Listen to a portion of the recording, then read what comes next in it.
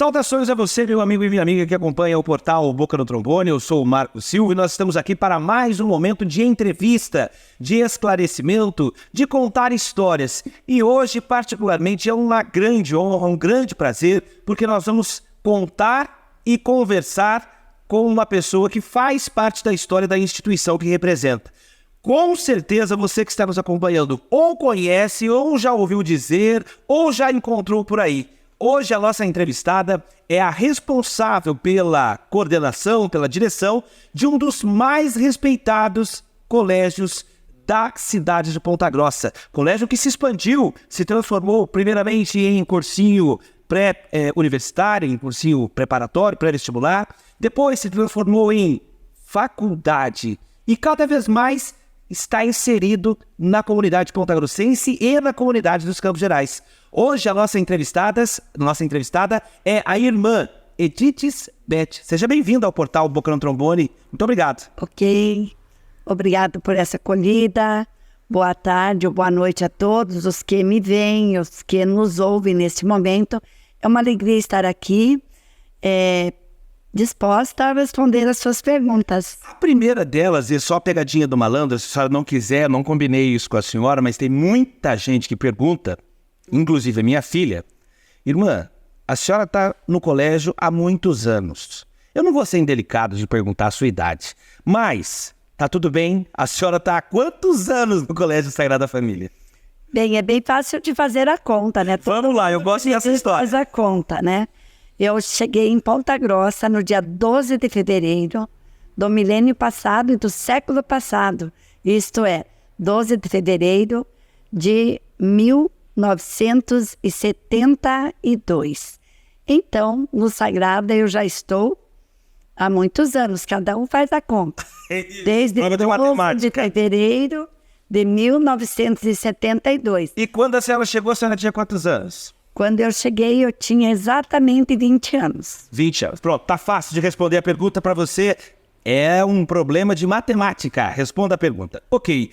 Quando agora o Marcos Bastos, que é o nosso editor, está colocando na tela algumas imagens que mostram o antigamente do Colégio Sagrada Família. E eu, particularmente, eu quero relembrar para as pessoas que nos estão acompanhando, e se a senhora tiver que brigar, a senhora briga com o Alan, porque foi ele que nos passou essa imagem, irmã.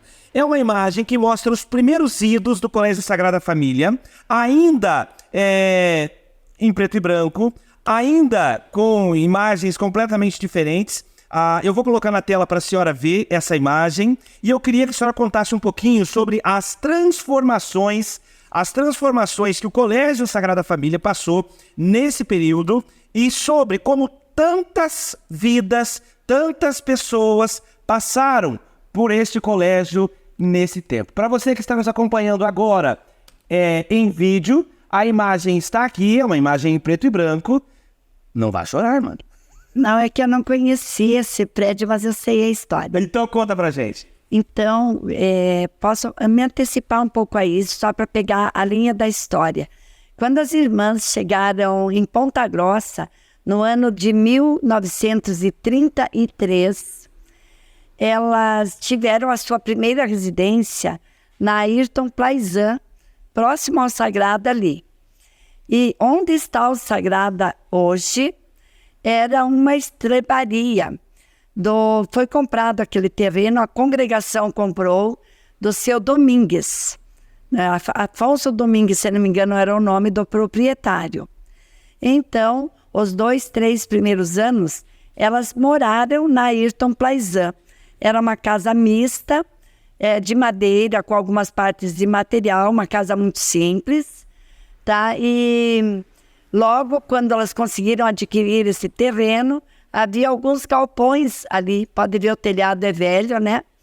Então, ali havia uma estrebaria com os galpões de guardar os alimentos para o gado, essas coisas todas.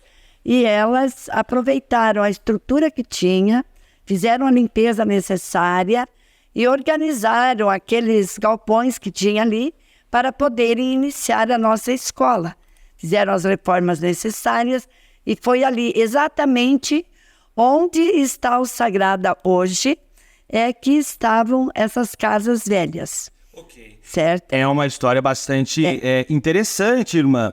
Agora eu tenho uma pergunta técnica. A senhora hoje ocupa o cargo de direção, não só no Sagrada Centro, como também, se eu tiver bem de memória, é o Sagrada Centro, é o Sagrada Auxiliadora, o São Sigmund e também o Sagrada São José. A minha pergunta, agora do ponto de vista técnico, é o que é que mudou no processo educacional, irmã, nesse tempo? Desse tempo até hoje? Desse tempo até hoje. Eu estou falando do ensinar, do processo pedagógico. Mudou muitas coisas. Nesse período das irmãs, ainda mesmo em estrutura do Estado do Paraná e do município de Ponta Grossa, não havia a estrutura e nem a legislação vigente como nós temos hoje de orientação para se ter uma escola.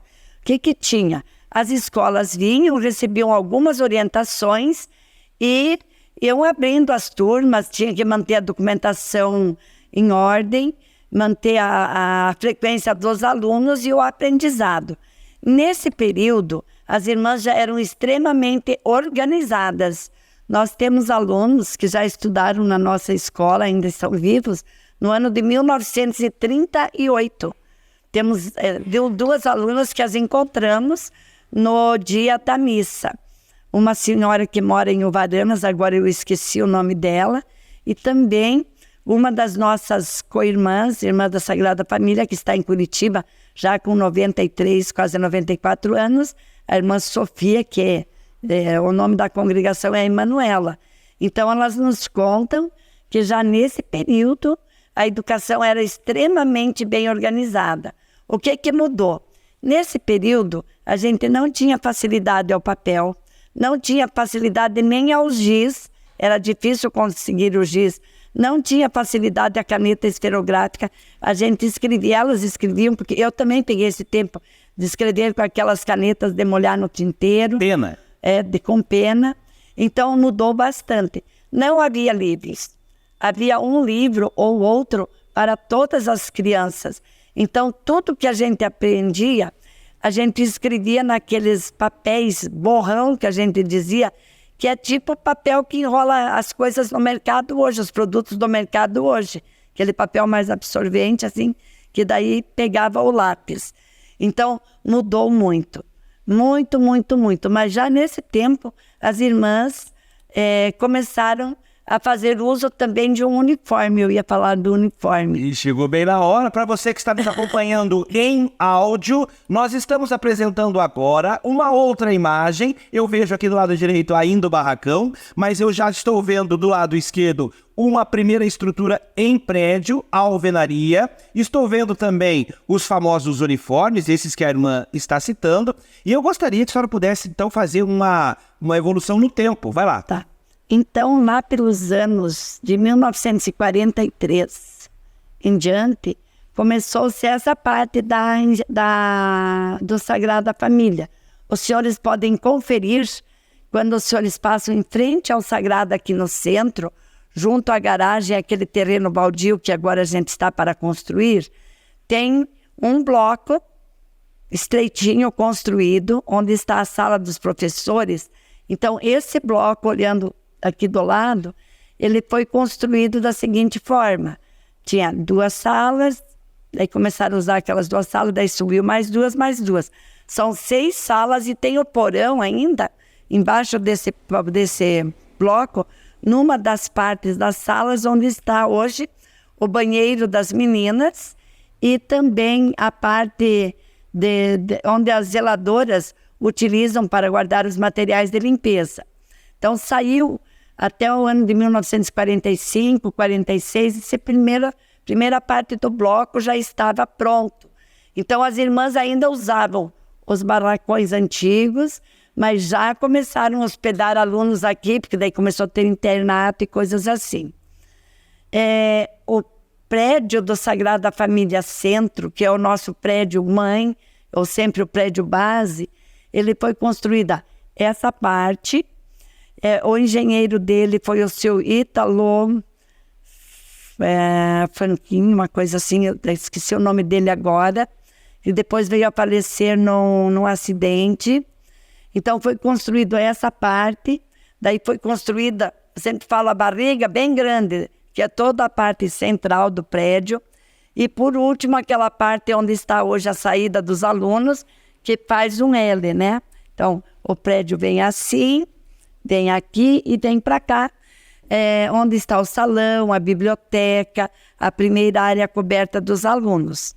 Então esse prédio, ele ficou pronto no finalzinho, parte dele no finalzinho da década de 59, mas realmente em 72, quando eu cheguei lá, eles estavam concluindo o salão de palestras, porque já estava toda pronta a madeira, a parte de material, porém a forma do palco estava sendo terminado de organizar. Então foi um prédio construído assim com muita dedicação, muito sacrifício das irmãs, e elas foram fazendo o que fazemos até hoje, paulatinamente, uma coisa de cada vez, conforme as necessidades foram surgindo. E aqui nós vemos essa primeira parte de madeira ali, permaneceu aquela antiga ainda do galpão, onde as crianças se abrigavam da chuva para adentrar a escola. Então isso é o começo da Sagrada. Muito bem. Agora nós vamos falar de pessoas, porque não há escola sem pessoas. E não há como contar a história do Sagrada Família sem contar um pouco da história das pessoas. Então eu vou pedir para que a senhora olhe nessa câmera aqui do lado e converse, como a senhora mesmo disse agora. A senhora encontrou duas pessoas que fizeram parte lá do começo. Eu não conheço, pelo menos desde que eu moro em Ponta Grossa, desde o ano 2000, alguém que você fale, menos o Lucas, que é o nosso funcionário mais novo, e ele tem 22 anos, e aí eu falo de Sagrada, ele sabe que é o Sagrada, mas ele não tem recordação de nomes. Eu bato nele com isso, porque eu estava falando, ô Lucas, você sabe do Sagrada Família, da história do Sagrada? Aí veio o Francisco, que já é um rapaz mais antigo, ele lembrou que o irmão dele, que hoje está em Portugal, estudou e deu aula no Sagrado. Então eu peço para a senhora, neste momento, que fale um pouco sobre os 90 anos da história do Sagrada Família com base nas pessoas. Muita gente, irmã, lembra da senhora, lembra da música do Sagrada. Minha filha me fez até lembrar do gestual esses dias. E eu queria que a senhora contasse, envolvesse as pessoas, porque a celebração, né, a semana de celebração, as atividades de celebração continuam. Teve a missa. Eu queria que a senhora falasse com as pessoas que fazem e fizeram parte dos 90 anos. Só vou pedir para a senhora puxar o microfone para ficar perto da senhora. Bem, durante esses 90 anos do Sagrada, nós tivemos 11 diretores. Uma das irmãs mais antigas foi diretora por 3 anos. Depois, eu lembro assim que falam muito do professor Pedro Pereira Martins, quando as irmãs abriram a escola de 6º ao 8º ano, então não tinha uma irmã com a documentação necessária, então elas buscaram um diretor leigo que ficou como diretor por poucos anos.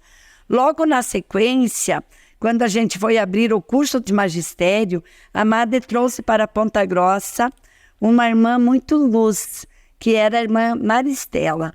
Ela foi minha antecessora. Quando eu cheguei no Sagrada, ela era diretora do Sagrada, ela era uma pessoa muito para cima, muito animada.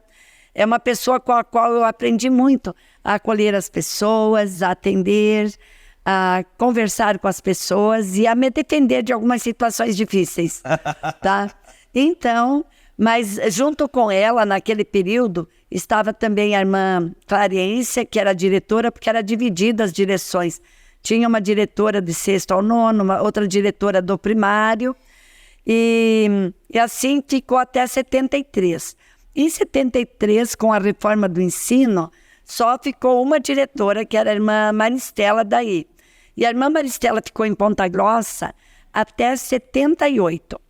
Ao final de 78, ela foi convidada para ir a Curitiba ser coordenadora da comunidade da nossa província lá.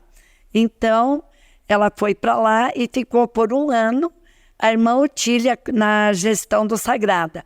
Porém, esse ano que a irmã Otília ficou, a gente teve assim, vários problemas, porque a mãe dela estava muito mal, morava no Rio Grande, então ela visitava frequentemente a mãe.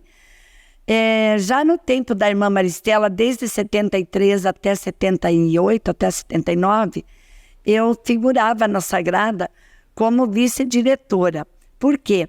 Porque a escola, com a direção da irmã Maristela, funcionava de manhã e de tarde.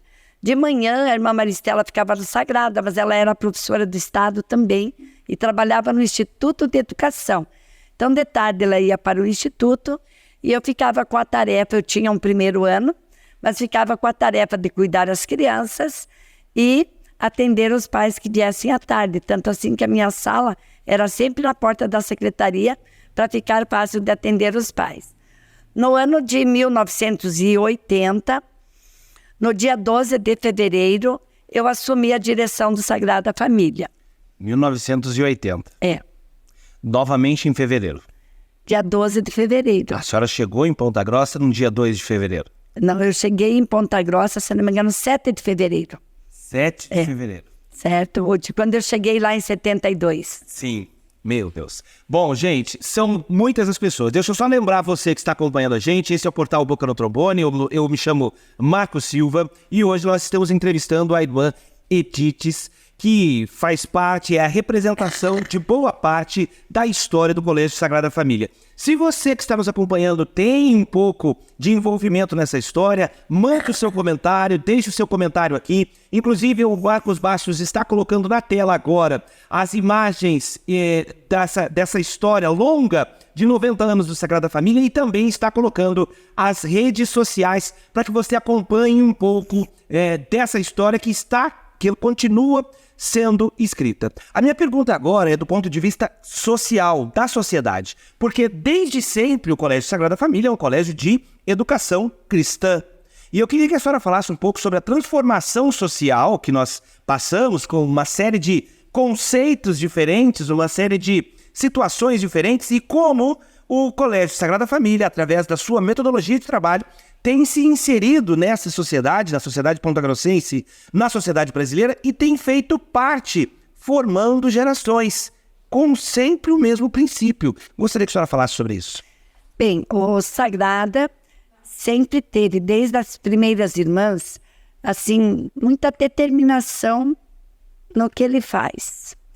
Isso a gente aprendeu das primeiras irmãs. Elas vieram para cá sem nada, mas eram 3 pessoas determinadas, altamente espiritualizadas, sim, trazendo à frente de tudo valores do Evangelho, valores cristãos e também valores culturais. Porque apesar de elas não terem grandes estudos acadêmicos, elas tinham uma formação aprimorada como pessoas e como religiosas. E isso as ajudou muito para plantarem as primeiras sementinhas do Sagrada Família. Então, se quer saber assim como que foi a transformação social do Sagrada, inicialmente as irmãs se dedicavam a atender os problemas das famílias polonesas, com a pastoral, com o trabalho específico que elas vieram fazer aqui, o que elas vieram fazer a pedido de Dom Antônio Mazarotto. E na sequência, num tempo bem breve, elas eram pessoas abertas, passaram a acolher já crianças e alunos de todas as outras raças, de todas as outras etnias, porque era uma necessidade, eram poucas escolas naquele momento em Ponta Grossa. E ao longo desses 90 anos, vou falar um pouquinho antes do tempo de eu conhecer o Sagrada mais profundamente, ao longo daqueles 40 e poucos anos, antes de eu conhecer melhor o Sagrada, a gente nota que o Sagrada foi se adaptando às necessidades do momento. E as necessidades tanto políticas, históricas, religiosas e com o desenvolvimento social e cultural da nossa cidade. O que da nossa entidade, da nossa instituição, o que fez a nossa instituição também enveredar para o mundo da cultura foi que desde o começo, para sobreviver, as nossas irmãs tiveram, junto com a educação, curso de corte de costura, datilografia, piano, teclado, violão, desde muito tempo antes. O forte mesmo na música, que é uma parte cultural finíssima, era o curso de piano, certo? Era o que mais tinha no Sagrada. E o corte de costura e datilografia, que habilitou muitas pessoas para os melhores empregos daquele tempo em Ponta Grossa. Então, se quer saber da parte social, a gente foi, as minhas co-irmãs, as direções, foram percebendo a demanda do momento e foram se adaptando a isso. O que tentamos fazer até hoje? Essa é a próxima pergunta, é a pergunta do momento futuro.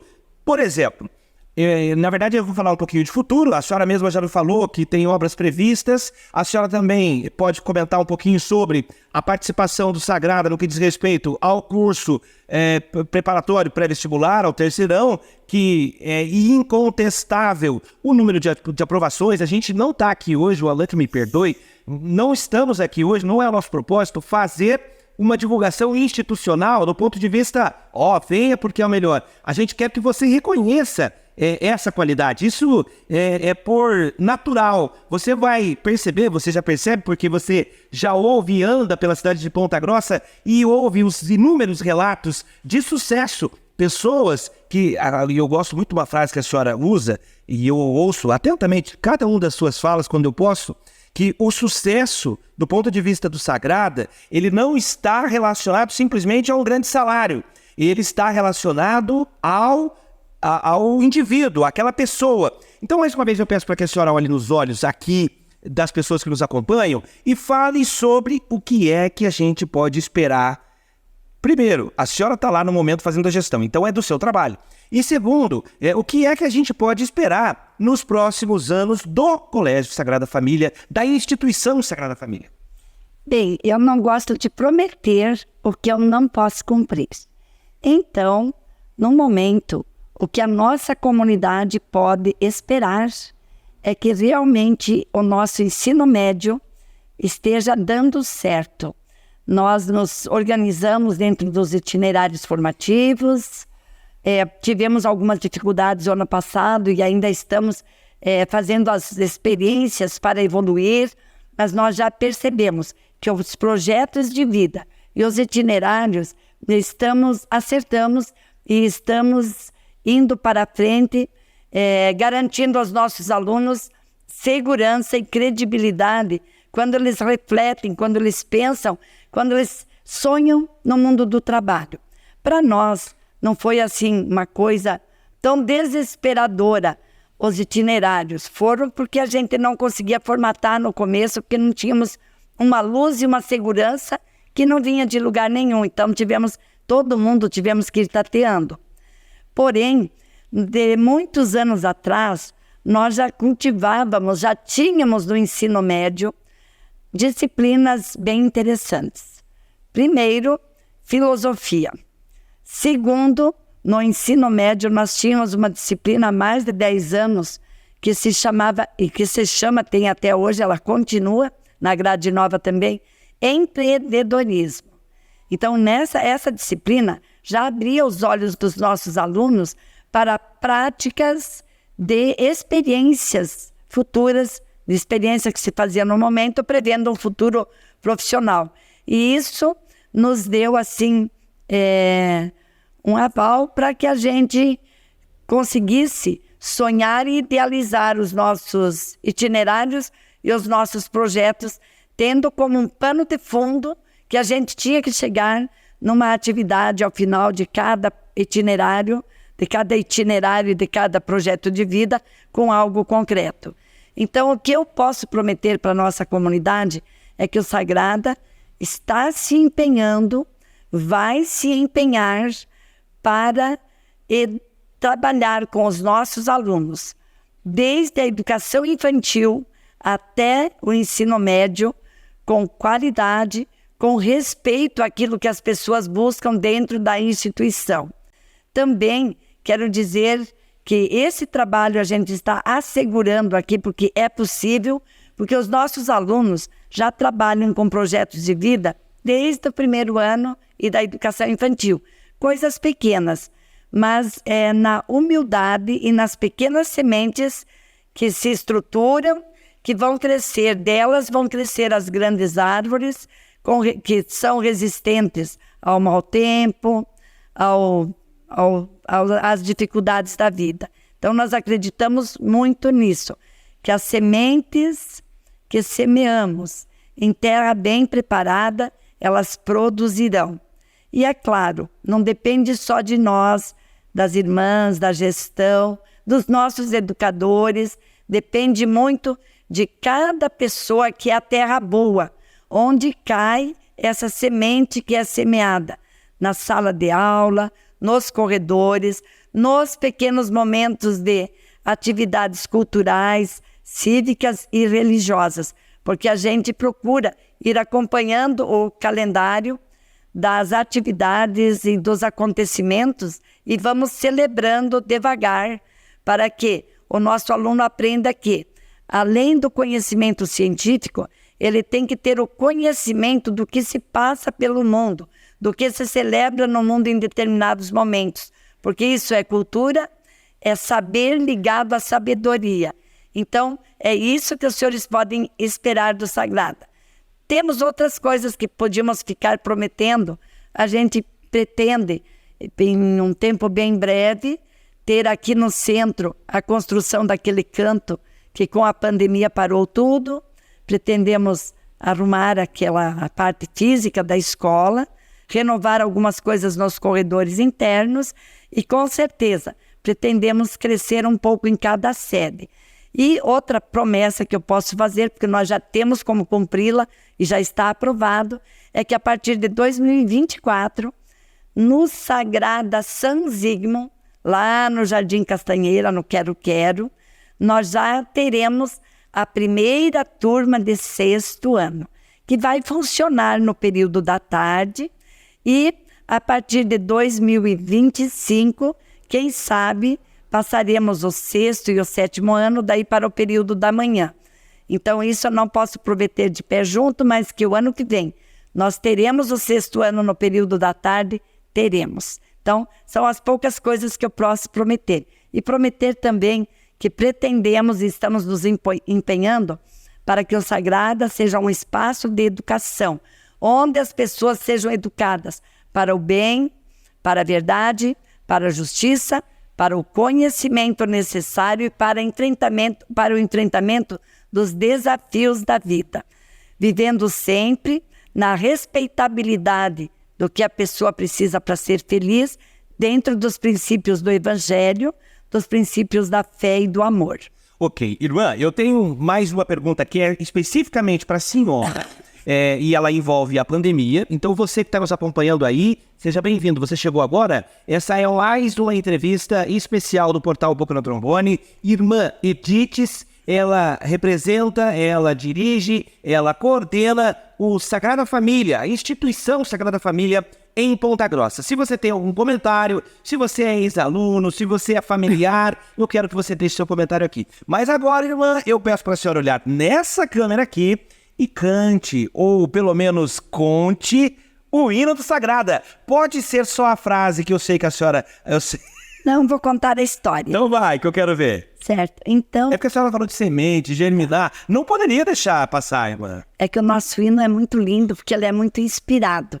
Ele é muito verdadeiro do que é o Sagrada. Então, nós por muitos anos, e ainda agora esporadicamente fazemos, já trouxemos inclusive de volta para nós, o cantor Antônio Cardoso. E ele já havia vindo várias vezes, quando ainda os alunos do Sagrada cabiam todos, nós, os alunos e professores, naquele salãozinho lá de cima, que às vezes a gente faz alguma reunião aqui no centro. O que já não é mais possível. Não, que cabe umas 200 pessoas, no máximo 250, com muito aperto. Então, ele veio desde aquele tempo, e a gente traz ele assim a cada 2, 3 anos. E daí, um belo dia, ele veio para fazer um show dos alunos. Isso já era na década de 90, ali. E nós já tínhamos o ginásio, porque o ginásio aqui do centro foi inaugurado em 91. Daí a gente queria contar para ele a novidade que íamos fazer o show dentro do ginásio. E já tinha mais alunos também, já quase enchia o ginásio. E daí nós estávamos tomando café antes da entrada dos alunos, porque o show ia ser no segundo horário, e ele tomava café conosco. Daí começamos a contar para ele que o show ia ser no ginásio, e daí eu disse para ele assim: nossa, Cardoso, veja, o Sagrada já cresceu um pouco. Eu acho que você já podia fazer para nós um hino do Sagrada. Você vem quase todo ano cantar para nós, você conhece bem nossa filosofia, a gente sente que você é uma pessoa que nos quer bem. Então, ele disse, vou pensar. Ainda ele me disse, você pensa que é tão fácil fazer um hino para uma escola? Eu disse, olha, mas hoje você vai cantar para os alunos, olha como ela é. Ele foi, fez o show, voltou, porque daí ele tinha um outro show pequeno para as crianças da tarde. Voltou, daí uma irmãzinha que trabalhava na cozinha deu café para ele e ele se retirou no quarto dele para repousar um pouco. E, de repente, ele me ligou do nosso refeitório para a minha sala, que a cozinheira passou para ele o telefone. Ele disse assim, corra aqui que eu já criei o hino do Sagrado. E a senhora pensou, meu Deus, o que vem lá? Aí eu pensei, o que vem lá? E daí ele cantou para mim baixinho, só no violão, o hino do Sagrada. Então ele tinha a única palavra que a gente mudou juntos, porque o hino é totalmente dele, e eu faço questão de dizer isso, foi uma palavra que ele tinha colocado que formou tanta gente. Daí eu disse, não, vamos pôr educou, porque naquele período da história, pedagogicamente, a palavra formar, ela gerava muita discussão, porque, vamos pôr dentro de uma forma, tem que ficar tudo igual, aquela discussão boba, certo? Então eu disse, então, olha, vamos ficar com uma palavra que é para todos os tempos, vamos ficar com a palavra educou. E daí saiu aquele lindo hino. Hoje eu sou uma semente que vai crescendo até frutificar. Sou criança, sou jovem, sou sagrada, sou família e sei amar. Sei que a vida é mais bela. E depois tem um trecho que ele diz assim, eu não tenho medo do futuro, porque eu estudo numa escola que outrora educou e ensinou até meus pais. Esse hino, para mim, realmente é muito lindo, porque hoje nós olhamos em todas as sedes, nós temos os pais que foram nossos ex-alunos. E eles nutrem uma esperança tão grande na escola, eles nutrem um amor tão grande. Eu queria que você visse como foi linda a participação na Eucaristia dos 90 anos na Catedral, quando as crianças cantaram o hino do Sagrada, todos cantando juntos, a voz dos pais, a voz das crianças pequenas, os professores vibrando. E o mesmo aconteceu no jantar.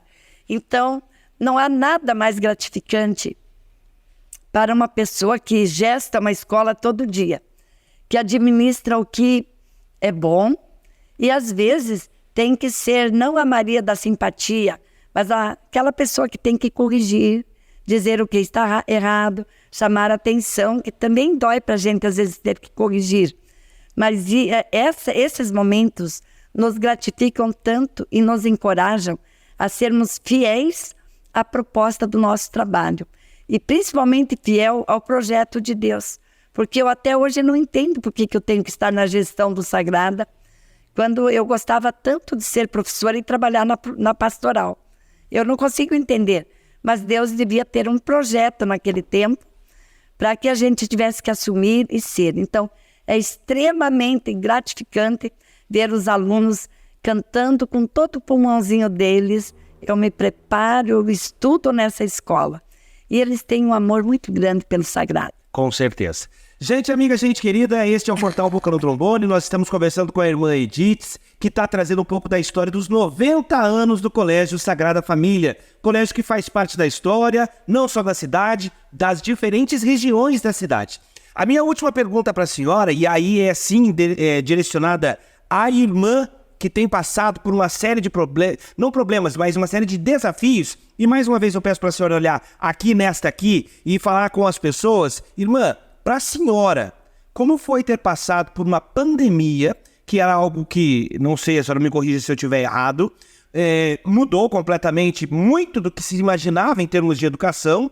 Como é para uma religiosa passar por isso, tendo lá a sua espiritualidade, mas tendo que agir como gestora educacional, que são coisas completamente diferentes. Mas eu queria que a senhora, com a sua experiência, mais uma vez, só peço para a senhora voltar para o microfone, isso, olhando para aqui então, e conte, irmã, que desafio foi esse? Como a senhora conseguiu sair dele? Olha, foi um desafio muito grande. Mas eu quero contar a todos e agradecer de público.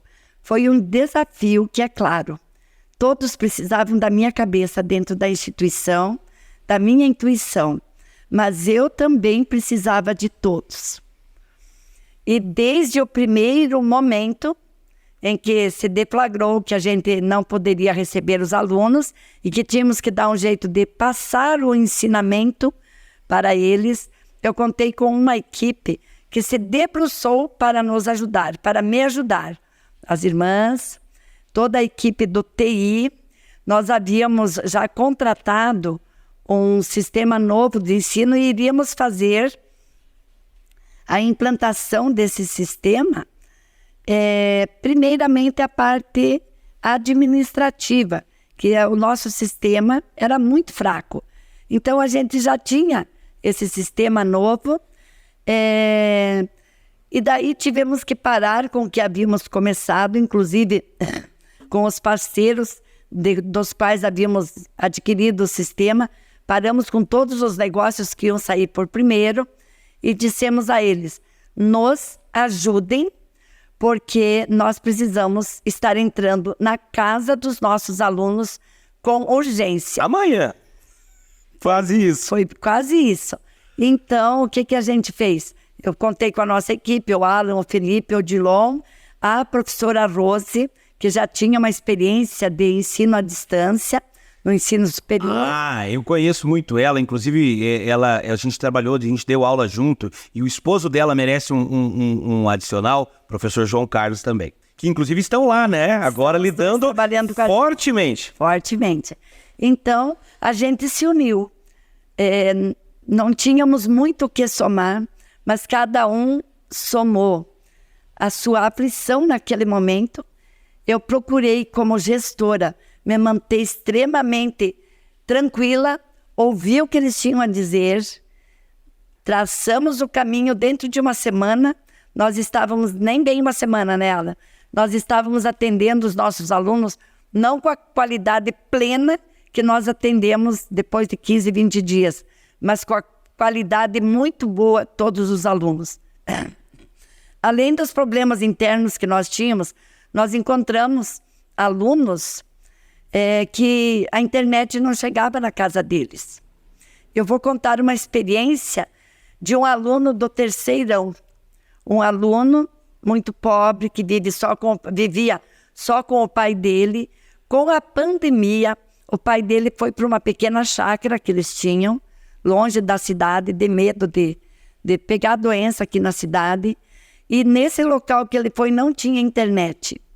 Mas ele também não tinha dinheiro para comprar 2 pendrives. Então, um professor emprestou a ele um pendrive e me disse, irmã, eu consegui emprestar um. Daí, eu imediatamente disse o seguinte, olha, vai ali, compra um pendrive, eu acho que era de 32 GB, porque eu disse tem que caber bastante coisa. Vamos fazer assim, então. Tudo que nós vamos passar para os alunos aqui dentro do colégio, vocês vão gravando a semana inteira. E encarregamos o coordenador e uma pessoa do terceirão para guardar as gravações das aulas para esse menino. E ele vinha todo comecinho de semana, trazia um pendrive e levava o outro. E esse aluno, para nossa surpresa, foi aprovado no vestibular ao final do ano. Então, para nós, foi uma coisa muito boa. Foi feito muitas coisas. Professores que não tinham computadores, que nós também não tínhamos muito, mas fomos nos ajustando.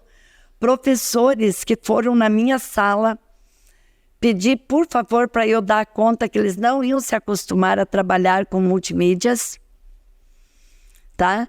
E então fazer a cabeça deles, pegar o pessoal do TI ou outro professor que já estava um pouco treinado para ajudar aquele professor, para que nenhum perdesse o seu emprego.